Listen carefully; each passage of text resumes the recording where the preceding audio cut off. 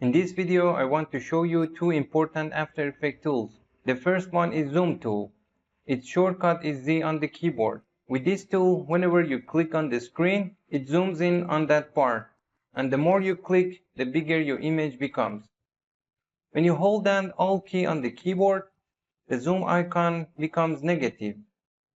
And you can zoom out by clicking.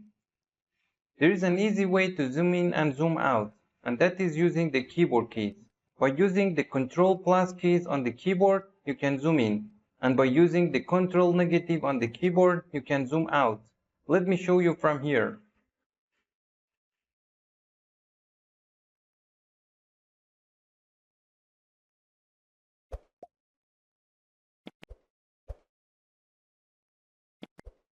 Now suppose you zoom in on your composition.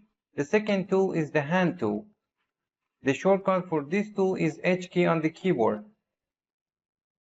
You can move between different parts of the composition when you zoom in. With this tool, you no longer need to zoom out and zoom in again on another part. You can easily move the scene when you zoom in.